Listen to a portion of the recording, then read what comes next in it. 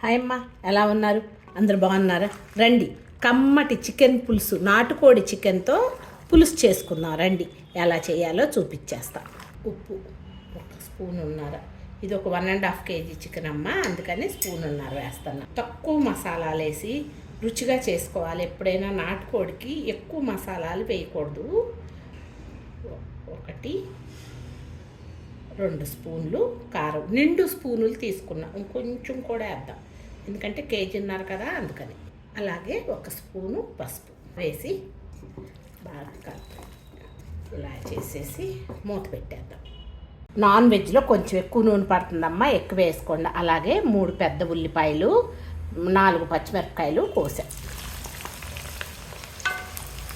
వేసి ఒకసారి కలుపుదాం.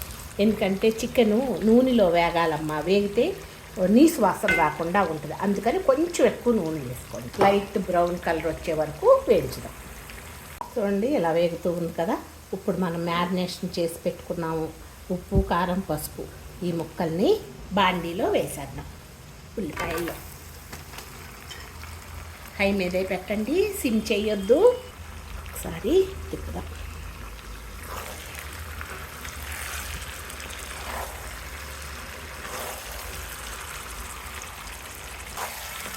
ఈ కొంచెం నూనె ఎందుకు ఎక్కువ ఏమన్నానంటే, ఈ నూనెలో వేగితే వాసన రాకుండా ఉంటుంది. ఇలా వేగేటప్పుడు మూత పెట్టద్దు, తీసే ఉంచండి. హై మీద పెట్టుకోండి, దగ్గరే ఉండండి, లేకపోతే అడుగు అంటుంది. గిరుండి తిప్పుతా వేయించుకోండి. ఇంకొకసారి తిప్పుదాం. ఈ లోపల పక్కన వేడి నీళ్ళు పెట్టుకోండి, పక్క పొయ్యి మీద. కొంచెం వేగనిద్దాం. ముక్కలు మగ్గినట్టు అవుతున్నాయి, ఒకసారి తిప్పుదాం.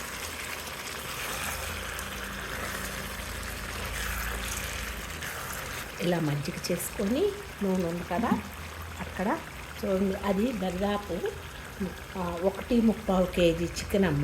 దాంట్లో చూడండి, అల్లం వెల్లిపాయ పేస్ట్ ఎంత వేస్తున్నాను, ఇంతే, ఇంక వేయద్దు. అంటే ఎప్పుడైనా కూడా ఈ నాటుకోడి రుచి రావాలి అంటే మసాలాలతో వేయకూడదమ్మా, నిదానంగా వండుకోవాలి. ఓపికతో హై మీద పెట్టుకొని వండుకోకుండా నిదానంగా సన్న సెగ మీద వండుకోవాలి. సరే, ఇది వేగుతుంది. కూర వేసిన కాడి నుంచి నేను సిమ్ మీద పెట్టలేదమ్మా, హై మీదే పెట్టాను. ఇప్పుడు ఏం చేస్తున్నాను, వేడి నీళ్ళు కాసి పెట్టుకుని వేడి నీళ్ళు పోసి ఒకసారి కొంచెం మసాలానే ఉంటుంది, చికెన్ ఫ్లేవర్ ఉంటుందమ్మా. ఆ చికెన్ పాత కాలం అంటారనమాట, మీకు చికెన్ ఫ్లేవరే ఉంటుంది, ఇంకేమీ మసాలాలు అట్లా ఏమీ ఉండదు. లాస్ట్లో కొంచెం పొడి మసాలా వేసి దించేయటమే. కరివేపాకు వేసి మూత పెడదాం. ఇప్పుడు సిమ్ చేసుకోండి, ఒక్క 10 minutes. ఒకసారి చూద్దాము. సిమ్ మీద పెట్టాను కదా, ఇప్పుడు వరకు. ఈ టైంలో ఉప్పు కారం చూడండి, నాకైతే ఇప్పుడు సరిపోయింది. చూసుకొని మీరు కూడా మూత పెట్టండి. ఒకసారి చూద్దాము. చూడండి, దగ్గరికి వచ్చేసింది పులుసు, చక్కగా ఉడికిపోయింది. ఉప్పు కారం ఒకసారి చూసుకొని పొడి మసాలా వేద్దాం. సరిపోయింది, మీరు చూసుకొని వేసుకోండి అమ్మా, మీ టేస్ట్లకు సరిపడా. ఇప్పుడు రెగ్యులర్గా వేసుకుని పొడి మసాలా, ధనియాల పొడి ఎక్కువ, లవంగాలు, దాల్చిన చెక్క పొడి తక్కువగా వేసుకోండి. ఘాటు లేకుండా కమ్మగా ఉండాలి, నాటుకోడి కదా, అందుకని. ఇంతేనమ్మా, సింపుల్గా నాటుకోడి పులుసు.